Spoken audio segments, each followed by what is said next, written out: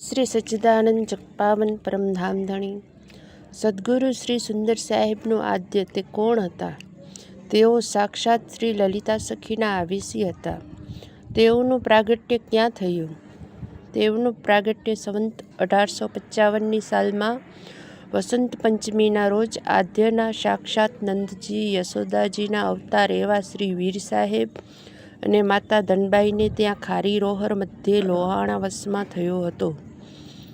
તેઓએ લૌકિક અભ્યાસ કેટલા વર્ષના થયા ત્યાં સુધી કર્યો. 15 વર્ષ સુધી તેઓએ અભ્યાસ કર્યો. તેઓએ દીક્ષા કે ભેખ કેટલા વર્ષે લીધો? તેઓએ 17મે વર્ષે વિષ્ણુ ભેખ લીધો. ત્યારે તેમને કોને ગુરુ તરીકે ધારણ કર્યા? ત્યારે તેઓએ ગંગારામજીને ગુરુ તરીકે ધારણ કર્યા. ત્યારે ગુરુ પાસે શેનો જ્ઞાન ઉપદેશ લીધો? અક્કલ જ્ઞાન તથા ક્ષરનું જ્ઞાન લીધું. તેમાં વિશેષ પાતંજલિ, સાખ્ય અને વેદાંત બરોબર સમજ્યા. આમ 6 મતનું જ્ઞાન તેઓ સમજ્યા: મીમાંસા, વૈશેષિક, ન્યાય, પાતંજલિ, સાખ્ય અને વેદાંત. આ સમજણ જ્ઞાન ભાવમાં તેઓ કેટલા વર્ષ રહ્યા?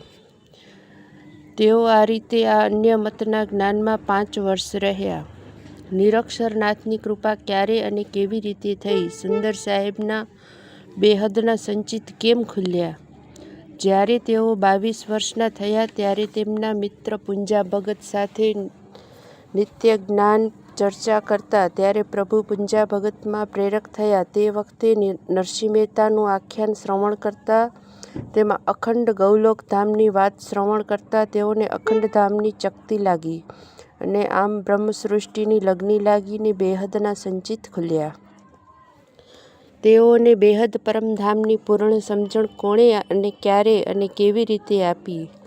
સંવંત 1877ની સાલમાં ખુદ રાધે મહારાણી ગિરધર ધરણ મહારાજ સ્વરૂપે પરમધામના 400 મોલના આવેશ બલ સમર્થાથી અંજાર ગામ મધ્યે સ્થાન જેસલ તોરલની સમાધિની જગ્યાએ છે તેની સામે બાજુ પરમ ચૈતન્ય સ્વરૂપે રસાત્મિક સદગુરુ પ્રગટ થયા અને તે બંનેનો સંગ ભેટો થયો અને 6 દિવસ દરમિયાન તેઓએ સુંદર સાહેબને સર્વજ્ઞ પૂર્ણ સમજણ ક્ષર, અક્ષર અને અક્ષરાતીતની વિસ્તારથી કરીને યથાર્થ આપી.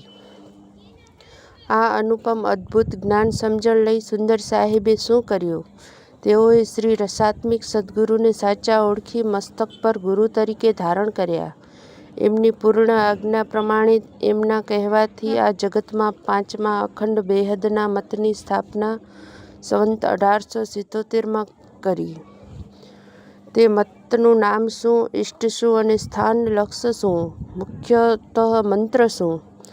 તે મતનું નામ રસાત્મિક માર્ગ અને રસિક નિજાનંદ સંપ્રદાય છે. તેના ઇષ્ટ નિરક્ષર નાથ શ્રી રાધાકૃષ્ણ છે અને લક્ષ્ય એટલે ધામ ક્ષર અક્ષરથી પાર બેહદ પરમધામ છે.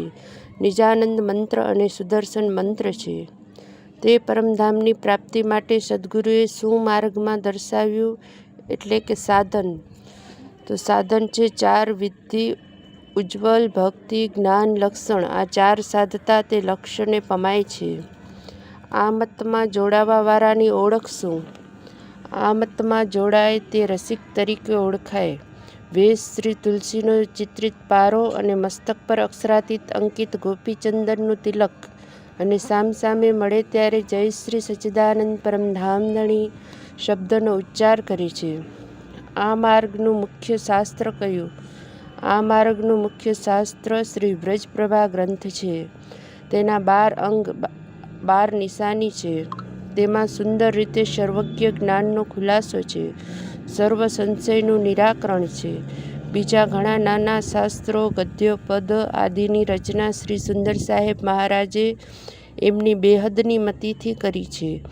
આ મત ધર્મનું મુખ્ય સ્થાન મઠ ક્યાં છે? અંજાર, કચ્છ મધ્યે આ ધર્મનું મુખ્ય સ્થાન આવેલું છે.